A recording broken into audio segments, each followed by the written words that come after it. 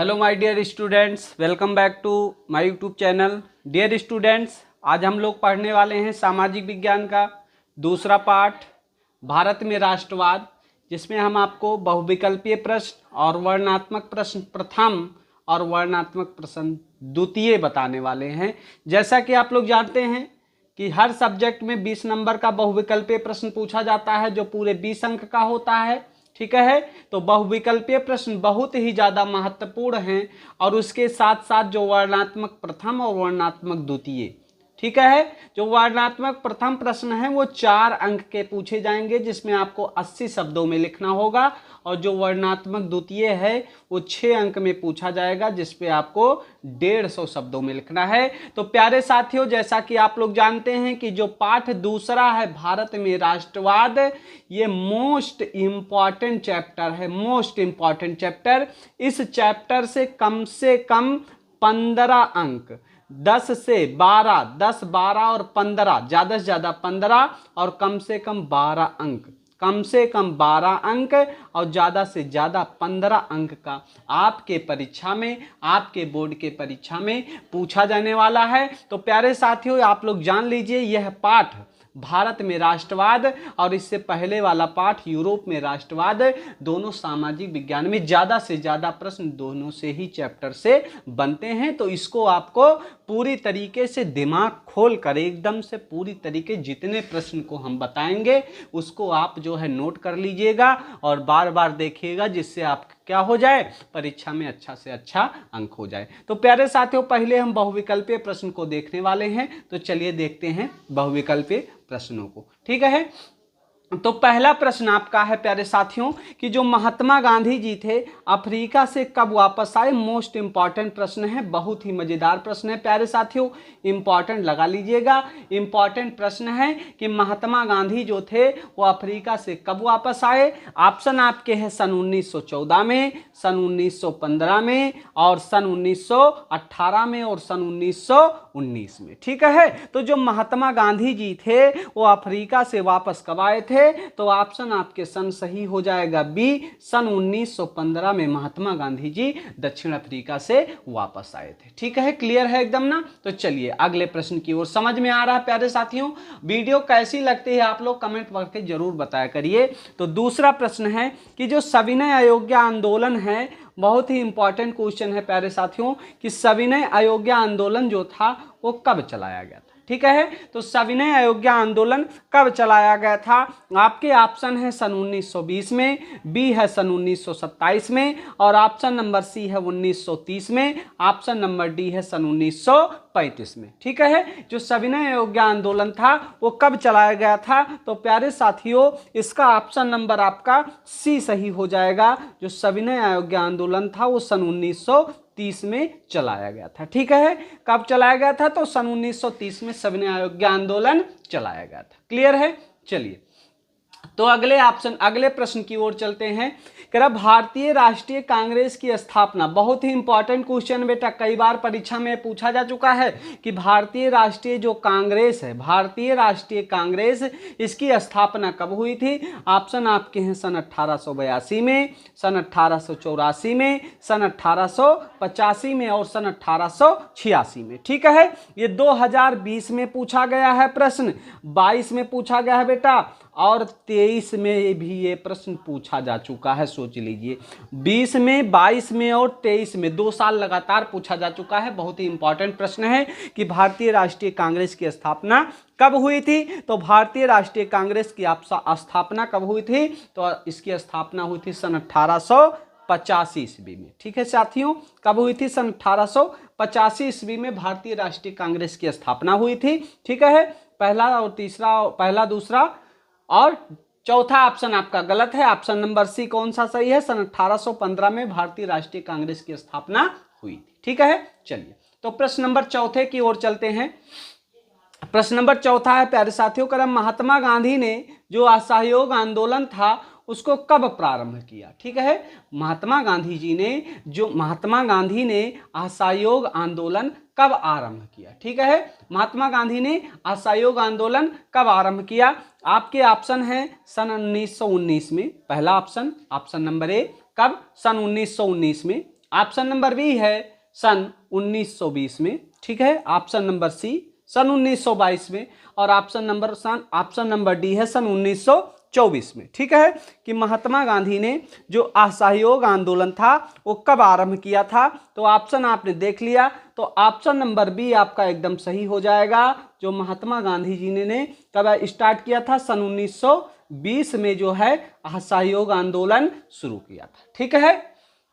महात्मा गांधी के द्वारा जितने आंदोलन चलाए गए हैं बेटा, इसको आपको रटना है, क्योंकि महात्मा गांधी से प्रश्न बहुत पूछता है, समझ लीजिए, ठीक है। महात्मा गांधी ने जो भी किया है उसकी एग्जैक्ट डेट, कब और कैसे, सारी चीजें आपको रटी होनी चाहिए, क्योंकि यही पूछेगा परीक्षा में, इस चीज को आप लोग जान लीजिए, ठीक है। अगला 5वां प्रश्न है, कह रहा असहयोग आंदोलन का मुख्य कारण क्या था, ठीक है। जो असहयोग आंदोलन था प्यारे साथियों, उसका जो मुख्य कारण था वो क्या था, यही पूछ रहा है प्रश्न आपका। मुख्य कारण आपके ऑप्शन दे रखा है प्यारे साथियों, रॉलेट एक्ट, दूसरा प्रथम विश्व युद्ध, तीसरा ऑप्शन है खिलाफत आंदोलन, और चौथा ऑप्शन है चोरी चोरा, ठीक है, चोरा चोरी की घटना, ठीक है। 4 ऑप्शन आपके हैं। पहला था रॉलेट एक्ट के कारण असहयोग आंदोलन शुरू किया गया, या दूसरा ऑप्शन था प्रथम विश्व युद्ध के कारण असहयोग आंदोलन शुरू किया गया, या तीसरा ऑप्शन था खिलाफत आंदोलन। क्या खिलाफत आंदोलन के बदौलत जो है शुरू किया गया, कौन से दिक्कत थी बताइए, या चौथा था चोरी की घटना, ठीक है। तो असहयोग आंदोलन का जो मुख्य कारण था प्यारे साथियों, वो अपने आप में भी एक प्रश्न बनता है, बहुत ही इंपॉर्टेंट प्रश्न बनता है। तो जो रॉलेट एक्ट की घटना थी, रॉलेट एक्ट जो बना दिया गया था ना, इसी के कारण, इसी के विरोध में क्या किया गया था, असहयोग आंदोलन शुरू किया गया था। तो ये भी प्रश्न जो है भैया मोस्ट इंपॉर्टेंट लगा लीजिएगा, और रॉलेट एक्ट अभी पढ़ाया जाएगा आपको, ये भी जो है बहुत ही इंपॉर्टेंट प्रश्न है, ठीक है। ये बहुत ही महत्वपूर्ण प्रश्न है बेटा प्यारे साथियों, जो आपके बोर्ड परीक्षा में पूरे से पूरा अंक आपको दिलाने में सहयोग करेंगे। तो इसीलिए आपको इसको बहुत ही कंसंट्रेट करके पढ़ना है प्यारे साथियों, ठीक है। तो चलिए अगले प्रश्न की ओर चलते हैं प्यारे साथियों। प्रश्न नंबर 6 आपका है, कह रहा करो या मरो, ठीक है। करो या मरो का जो नारा था वो किसने दिया था, ठीक है।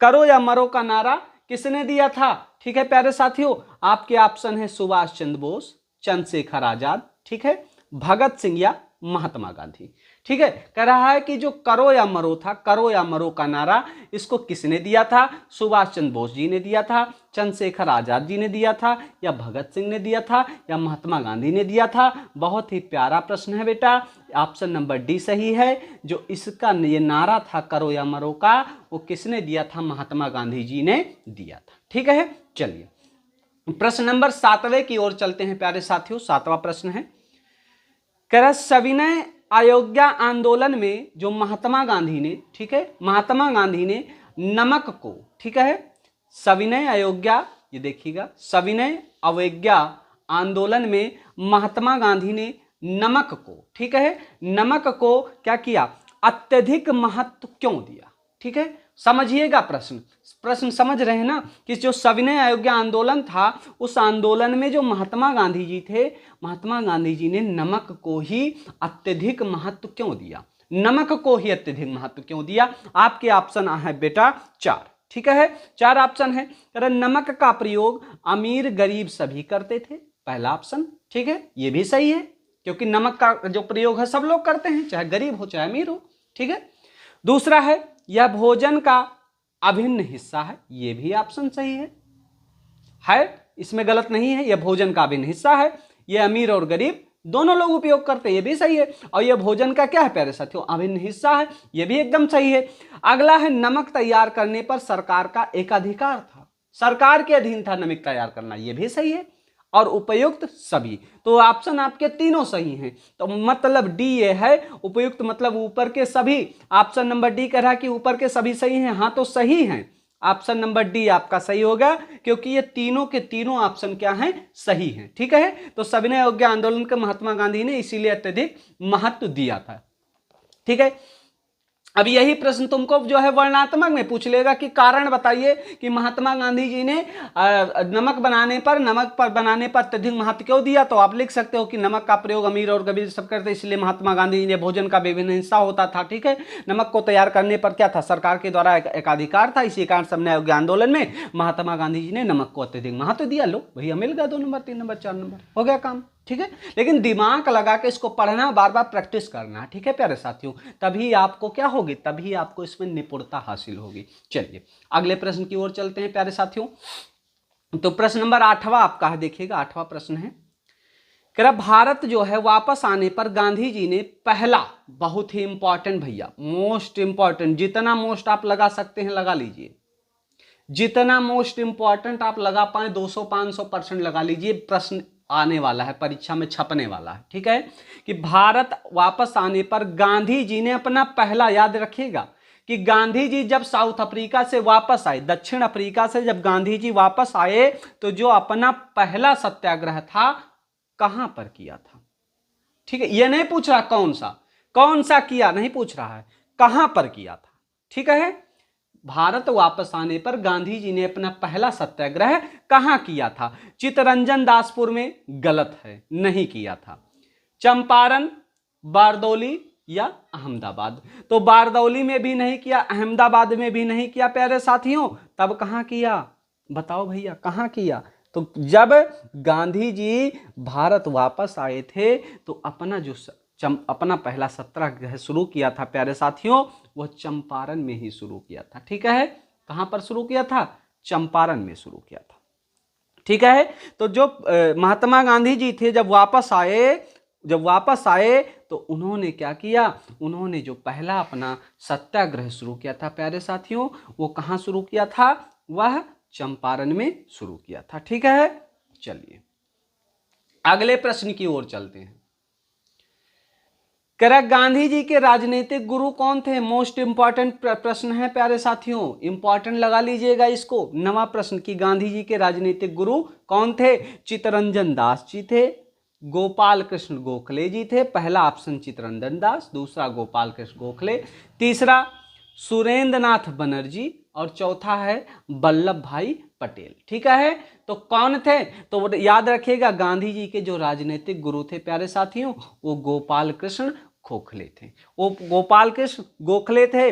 ऑप्शन नंबर आपका बी एकदम सही हो जाएगा। ठीक है प्यारे साथियों, ऑप्शन नंबर बी आपका एकदम सही हो जाएगा। गोपाल कृष्ण गोखले ही क्या थे, गांधी जी के राजनीतिक गुरु थे। ठीक है, चलिए आप प्रश्न नंबर 10वें की ओर चलते हैं। 10वां प्रश्न आपका कह रहा है कि गांधी जी का जन्म कब हुआ था। सबको याद होगा कि गांधी जी का जन्म कब हुआ था। तो गांधी जी का जन्म ऑप्शन आपके 2 अक्टूबर 1869 में, 3 अक्टूबर 1880 में, 2 अक्टूबर 1870 में या 15 अगस्त 1871 में। ठीक है, तो गांधी जी का जो जन्म हुआ था प्यारे साथियों, वो 2 अक्टूबर 1869 में हुआ था। ठीक है, पहला ऑप्शन ही आपका सही है कि गांधी जी का जन्म कब हुआ था। तो गांधी जी का जन्म हुआ था 2 अक्टूबर 1869 में। ठीक है, चलिए अगले प्रश्न की ओर चलते हैं प्यारे साथियों। प्रश्न नंबर 11 है, कह रहा हिंद स्वराज के लेखक हैं, हिंद स्वराज के लेखक हैं। ठीक है, हिंद स्वराज के लेखक हैं। ठीक है, अब हिंद स्वराज एक किताब का नाम है, पूछ रहा है इसके लेखक कौन है, महात्मा गांधी जी हैं या सुभाष चंद्र बोस जी हैं या बाल गंगाधर तिलक जी हैं या पंडित नेहरू जी हैं। ठीक है, तो जो हिंद स्वराज के लेखक है प्यारे साथियों, ये 2022 और 23 दो बार पूछा जा चुका है प्रश्न कि हिंद स्वराज के लेखक कौन है। तो लिख लीजिएगा महात्मा गांधी जी ही क्या है, हिंद स्वराज के लेखक हैं। ठीक है साथियों, हिंद स्वराज के लेखक कौन है, तो हिंद स्वराज के लेखक कौन है, महात्मा गांधी जी ही हिंद स्वराज के लेखक हैं। ठीक है, चलिए अगला प्रश्न है प्रश्न नंबर 12, भारत में राष्ट्रपिता कहकर किसको संबोधित किया जाता है। भारत में किसको राष्ट्रपिता कहकर किसको संबोधित किया जाता है, बताओ। ऑप्शन आपके हैं महात्मा गांधी जी को, जवाहरलाल नेहरू को, सुभाष चंद्र बोस को या गोपाल कृष्ण गोखले को। तो आप लोग जानते हैं कि भारत में किसको जो है राष्ट्रपिता कहा जाता है, तो पहला ऑप्शन ही है महात्मा गांधी जी को ही क्या कहा जाता है प्यारे साथियों, भारत का जो है राष्ट्रपिता कहा जाता है। ठीक है, समझ में आ रहा है ना प्रश्न। भारत का राष्ट्रपिता किसको कहा जाता है? तो भारत का राष्ट्रपिता महात्मा गांधी जी को ही कहा जाता है। ठीक है, तो प्रश्न नंबर 12 आपका हो गया। साथियों प्रश्न नंबर 13 की ओर चलते हैं। तो जो प्रश्न नंबर 13 है, कह रहा जो वंदे मातरम गीत है उसके लेखक कौन है? ठीक है प्यारे साथियों, वंदे मातरम गीत के लेखक कौन है? ठीक है, कौन से गीत के लेखक? वंदे मातरम, यहां लिखे दे रहा हूं, वंदे मातरम गीत के लेखक कौन है? ठीक है, प्रश्न धर्म ने लिख दिया, उधर गलतीवश लिख गया था। तो वंदे मातरम गीत के लेखक कौन है? ऑप्शन आपका है रविन्द्रनाथ टैगोर जी, बंकिम चंद्र चटर्जी जी, या शरद चंद्र चटर्जी, या पंडित नेहरू। ठीक है, आपके ऑप्शन है 4। पहला ऑप्शन है कि जो है क्या कहते हैं, वंदे मातरम जो गीत है उसके लेखक कौन है? तो पहला है रविन्द्रनाथ टैगोर, गलत है। ठीक है, ऑप्शन नंबर दूसरा ही आपका सही हो जाएगा प्यारे साथियों, कि बंकिम चंद्र चटर्जी ने ही क्या किया था? वंदे मातरम को लिखा था। ठीक है, तो बंकिम चंद्र चटर्जी ने क्या किया था प्यारे साथियों? वंदे मातरम को लिखा था। तो ऑप्शन नंबर बी आपका एकदम सही। ठीक है, चलिए अगला प्रश्न बहुत ही इंपॉर्टेंट प्रश्न है। कह रहा भैया कि गांधी इरविन समझौता कब होगा? खूब इंपॉर्टेंट, इसको लगा लीजिएगा, मोस्ट इंपॉर्टेंट, कि गांधी और इरविन समझौता कब हुआ था? प्रश्न नंबर 14 है प्यारे साथियों, कि गांधी और इरविन का समझौता कब हुआ था? ऑप्शन आपके हैं 5 मार्च 1913 में, या 5 मार्च 1931 में। ऑप्शन नंबर सी है 5 मार्च 1915 में, या 5 मार्च 1916 में। ठीक है, तो गांधी इरविन समझौता भी एक जो है बहुत ही इंपॉर्टेंट टॉपिक है प्यारे साथियों। ये कब हुआ था? तो ये हुआ था 5 मार्च 1931 में। ऑप्शन नंबर पहला ही दिया गया है प्यारे साथियों, कि ये कब हुआ था? तो ये हुआ था 5 मार्च 1931 में ही गांधी इरविन का समझौता हो गया था। ठीक है, चलिए तो अगले प्रश्न की ओर चलते हैं। पहला ऑप्शन ही सही है प्यारे साथियों, 5 मार्च 1900 कब हुआ था? 31 में हुआ था, माफ कीजिएगा प्यारे साथियों, तो 13 लिखा हुआ है। 5 मार्च 1931 ऑप्शन नंबर बी सही है प्यारे साथियों, माफी चाहता हूं, यहां पर 13 लिखा है भूल बस, यहां पर 1931 होना चाहिए था। ठीक है, तो दूसरा ऑप्शन सही है 1931। ठीक है, गांधी इरविन समझौता कब हुआ था? 5 मार्च 1931 में हुआ था। ये ऑप्शन पहला नहीं, यहाँ 13 है, यहाँ 1931 है, तो 5 मार्च 1931 में हुआ था गांधी इरविन का समझौता। ठीक है, चलिए अगले प्रश्न की ओर चलते हैं। प्रश्न नंबर 15 है, कह रहा पूर्ण स्वराज की स्थापना की मांग की गई। पूर्ण स्वराज की स्थापना की मांग की गई थी कौन से अधिवेशन में? अधिवेशन हुआ था कांग्रेस का अधिवेशन 1929 लाहौर अधिनियम में। ठीक है, या 1885, माफ कीजिएगा, हाँ 1885 लिखा है प्यारे साथियों, बॉम्बे अधिनियम में। ठीक है, अधिवेशन में, सॉरी यहां अधिनियम क्यों लिख गया भाई, अधिवेशन यहां है प्यारे साथियों, इसको अधिवेशन कर लीजिएगा। जो भी अधिनियम लिखा है इसको सब अधिवेशन कर लीजिएगा। ठीक है, सब अधिवेशन कर लीजिएगा। अधिवेशन में तो कह रहा है कि पूर्ण स्वराज की स्थापना की मांग कब की गई? 1929 लाहौर अधिवेशन में, या 1815 बॉम्बे अधिवेशन में, या 1890 कलकत्ता अधिवेशन में, ये भी अधिवेशन ही होगा, और या कब हुआ था? 1916, ये लिखा 1916 लखनऊ अधिवेशन में। ठीक है, 1916 में कहां हुआ था? लखनऊ का अधिवेशन हुआ था। ठीक है, तो 1929 में लाहौर अधिवेशन में मांग किया गया, या 1890 में कलकत्ता अधिवेशन में, या 1885 में बॉम्बे अधिवेशन में, या 1916 में लखनऊ अधिवेशन में हुआ था। तो पूर्ण स्वराज की मांग प्यारे साथियों 1929 में लाहौर अधिवेशन में ही मांग कर दिया गया था। पूर्ण स्वराज की स्थापना की मांग कब हुई थी? तो 1829 के लाहौर अधिवेशन में ही पूर्ण स्वराज की मांग कर ली गई थी। ठीक है, चलिए तो प्रश्न नंबर 16 की ओर चलते हैं। कह रहा जलियांवाला बाग, मोस्ट इंपॉर्टेंट है प्यारे साथियों, जलियांवाला बाग का हत्याकांड कब हुआ था? इंपॉर्टेंट लगा के चलिएगा, सीधा प्रश्न पूछ लेगा कि जलियांवाला बाग हत्याकांड कब हुआ था? तो जलियांवाला बाग की घटना कब हुई थी? ऑप्शन आपके है 13 अप्रैल सन 1919 में, ऑप्शन नंबर बी है 11 सितंबर 1920 को, या 15 अप्रैल 1919 को, या 19 सितंबर 1921 को। ठीक है, तो याद रखिएगा जो जलियांवाला बाग हत्याकांड हुआ था प्यारे साथियों, वो कब हुआ था? वो 13 अप्रैल 1919 को हुआ था। 15 अप्रैल नहीं, 13 अप्रैल। आप ऑप्शन नंबर पहला ही सही है, 13 अप्रैल 1919 को ही जलियांवाला बाग हत्याकांड हुआ था। 13 अप्रैल 1919 को ही जलियांवाला बाग हत्याकांड हो गया था प्यारे साथियों। ठीक है, कब हुआ था? 13 अप्रैल 1919 को ही जलियांवाला बाग वाला हत्याकांड हो गया था। ठीक है, ऑप्शन नंबर 17 प्रश्न नंबर 17 है कि भारत छोड़ो आंदोलन किसने आरंभ किया था? मोस्ट इंपॉर्टेंट प्रश्न है कि भारत छोड़ो आंदोलन किसने। यह भी याद रखना कि जो जलियांवाला बाग हत्याकांड है कहां पर हुआ था? तो यह अमृतसर में हुआ था प्यारे साथियों। कहां पर हुआ था? अमृतसर में हुआ था सन 13 अप्रैल 1919 को। ठीक है, जलियांवाला बाग हत्याकांड 13 अप्रैल 1919 को अमृतसर में हुआ था। प्रश्न नंबर 17 है कि भारत छोड़ो आंदोलन है वो किसने आरंभ किया था? भारत छोड़ो आंदोलन को किसने आरंभ किया था? ठीक है, तो भारत छोड़ो आंदोलन को जो प्रारंभ करने वाले थे, जो आरंभ करने वाले थे, वो थे महात्मा गांधी जी। ठीक है, कौन थे? महात्मा गांधी जी ने ही भारत छोड़ो आंदोलन का आरंभ किया था। ठीक है, भारत छोड़ो आंदोलन का आरंभ किसने किया था?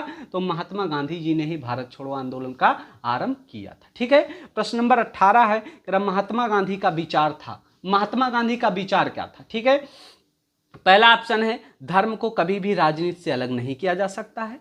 दूसरा, धर्म का राजनीति से कोई संबंध नहीं है। ठीक है, और धर्म का राजनीति अलग अलग है। धर्म और राजनीति, माफ कीजिएगा, धर्म और राजनीति दोनों क्या है? अलग अलग है, या इनमें से कोई नहीं। ठीक है, तो पहला ऑप्शन धर्म को कभी भी राजनीति से अलग नहीं किया जा सकता है, पहला ऑप्शन ही सही है कि महात्मा गांधी जी का यही विचार था कि धर्म को कभी भी राजनीति से अलग नहीं किया जा सकता है। ठीक है, चलिए ऑप्शन नंबर 19 की ओर चलते हैं। दांडी यात्रा कब शुरू हुई थी? इंपॉर्टेंट डेट जितनी है सब इंपॉर्टेंट है प्यारे साथियों कि दांडी यात्रा कब शुरू हुई थी। तो दांडी यात्रा प्यारे साथियों 6 अप्रैल 1930 को ही शुरू की गई थी। दांडी यात्रा कब शुरू की गई थी? तो 6 अप्रैल 1930 को दांडी यात्रा शुरू की गई थी। ठीक है, ऑप्शन आप लिख लीजिएगा 7 अप्रैल 1930, 15 अप्रैल 1930 में, या 12 अप्रैल 1930 में। ठीक है, तो 6 अप्रैल 1930 में ही दांडी यात्रा शुरू की गई थी। ठीक है, अगला प्रश्न है, अंतिम प्रश्न बहुविकल्पी कि पूना पैक्ट कब हुआ था? जो पूना पैक्ट था प्यारे साथियों वो कब हुआ था? तो पूना पैक्ट प्यारे साथियों इसके ऑप्शन हैं आपके कि पूना पैक्ट, ये देखिएगा, पूना पैक्ट सितंबर 1932 में, या सितंबर 1933 में, या सितंबर 1934 में, या सितंबर 1935 में। ठीक है, तो पूना पैक्ट कब हुआ था? तो सितंबर 1932 में हुआ था। ठीक है साथियों, कब हुआ था? सितंबर 1932 में ही पूना पैक्ट हुआ था। ऑप्शन नंबर पहला सही है। ठीक है, अंतिम नहीं है, अभी और प्रश्न है प्यारे साथियों। प्रश्न नंबर 21 है, कह रहा चौरी चौरा नामक स्थल कहाँ है? तो चौरी चौरा नामक स्थल आप लोग जानते हैं कहाँ पर है प्यारे साथियों? बताओ सब लोग कहाँ पर है? तो प्यारे साथियों बहुत ही प्यारा शब्द है, बहुत ही प्यारा प्रश्न है कि चौरी चौरा नामक जो स्थान है प्यारे साथियों वो गोरखपुर में है। ठीक है, यहाँ चौरी चौरा कांड हुआ था। बहुत ही प्यारा प्रश्न है, चौरी चौरा कांड पूछा जाता है परीक्षा में कि चौरी चौरा नामक स्थल कहाँ है? तो वो गोरखपुर में है, उत्तर प्रदेश के गोरखपुर में है। ठीक है, अब देखो चौरी चौरा कांड किस वर्ष घटित हुआ था, ये भी प्रश्न है। तो चौरी चौरा कांड कब घटित हुआ था भैया? ये घटित हुआ था सन 1922 में। याद रखना कब घटित हुआ था? सन 1922 में चौरी चौरा कांड घटित हुआ था। ठीक है प्यारे साथियों, अगला प्रश्न 23 नंबर है। प्रश्न कह रहा है सविनय अयोध्या आंदोलन की शुरुआत किस महत्वपूर्ण, ठीक है, किस महत्वपूर्ण घटना के साथ की गई थी? सविनय अयोध्या आंदोलन की शुरुआत किस महत्वपूर्ण घटना के साथ की गई थी? ऑप्शन आपके हैं रॉलेट एक्ट की घोषणा, नमक कानून तोड़कर, साइमन कमीशन का आगमन, या जलियांवाला बाग हत्याकांड। ठीक है, तो सविनय अयोध्या आंदोलन की शुरुआत किस महत्वपूर्ण घटना के साथ की गई थी? तो यह की गई थी रॉलेट एक्ट की जब घोषणा की गई थी ना, तो इसी के साथ सविनय अयोध्या आंदोलन की शुरुआत कर दी गई थी। ठीक है, 24 नंबर प्रश्न है कि स्वराज हमारा जन्मसिद्ध अधिकार है, स्वराज हमारा जन्मसिद्ध अधिकार है और मैं इसे लेकर रहूंगा। ये किसके कथन है, पूछा गया है प्रश्न, बहुत ही इंपॉर्टेंट प्यारे साथियों, 3 बार पूछा जा चुका है। ऑप्शन है गोपाल कृष्ण गोखले का, ठीक है, दूसरा है बाल गंगाधर तिलक जी का, बाल गंगाधर तिलक का, ऑप्शन नंबर तीसरा है जवाहरलाल नेहरू का और चौथा है महात्मा गांधी जी का। तो स्वराज मेरा जन्मसिद्ध अधिकार है, इसको कहा था बाल गंगाधर तिलक जी ने। ऑप्शन नंबर बी सही है। ये किसका है, ये बाल गंगाधर तिलक जी का है, ठीक है। 25वां प्रश्न और अंतिम प्रश्न है कि निम्नलिखित में किसने बारदौली सत्याग्रह का नेतृत्व किया था। कौन सा सत्याग्रह, बारदौली सत्याग्रह, ठीक है। निम्नलिखित में से किसने बारदौली सत्याग्रह का नेतृत्व किया था। ऑप्शन है महात्मा गांधी जी ने, चंद्रशेखर आजाद ने, ज्योतिबा फूले ने, सरदार वल्लभ भाई पटेल जी ने। तो याद रखना जो बारदौली है ना, वो सरदार वल्लभ भाई पटेल जी ने ही किया था। बारदौली सत्याग्रह सरदार वल्लभ भाई पटेल जी ने किया था, ठीक है प्यारे साथियों। तो ये आपके बहुविकल्पीय प्रश्न थे और अगले वीडियो में हम इसको जो है पूरा वर्णनात्मक प्रश्न 4 और 6 नंबर वाले करवाने वाले हैं प्यारे साथियों।